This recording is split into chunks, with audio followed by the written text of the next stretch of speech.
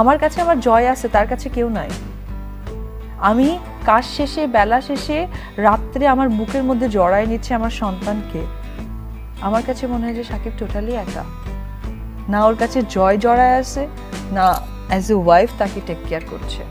এবার সাকিবের কথা বলতে গিয়ে কান্নায় ভেঙে পড়লেন অপু বিশ্বাস। সাকিবের জন্য এখনও আমার খুব কষ্ট হয়, কারণ ও একা। সাকিব তার সন্তান ও ওয়াইফকে হারিয়ে ঠকেছে।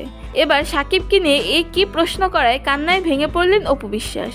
বিস্তারিত জানতে না টেনে পুরো ভিডিওটি দেখুন। সম্প্রতি একটি সাক্ষাৎকারে সাকিবকে নিয়ে কথা বলতে গিয়ে কান্না করে দিলেন অপু বিশ্বাস। অপু বিশ্বাসকে প্রশ্ন করা হয় সাকিবকে নিয়ে আপনার কি অনুভূতি। অপু বলেন, আমার কাছে আমার জয় আছে। আমি কাজ শেষে রাতের বেলা বুকে জড়িয়ে নিই আমার সন্তানকে। আমার কাছে মনে হয় সাকিব একেবারে একা। ওর কাছে না ওর সন্তান আছে, আর না অ্যাজ এ ওয়াইফ ওকে টেক কেয়ার করছে। আমার বুকে যখন আমার সন্তান আসে, পৃথিবীর সকল প্রেম ভালোবাসা তখন তুচ্ছ। হতে পারে সেটা স্বামীর বা আমার বাবা মার, কারণ ও আমার সন্তান। কিন্তু সাকিব তো সেটা থেকেও বঞ্চিত। এগুলো বলে অনস্ক্রিনে ওঝরে কেঁদে দেয় অপু বিশ্বাস। অপুর কান্না দেখে বোঝা যাচ্ছে সে সাকিবের সাথে সংসার বিচ্ছেদের জন্য কতটা কষ্ট পেয়েছে। সে এখনও সাকিবকে কতটা মিস করে।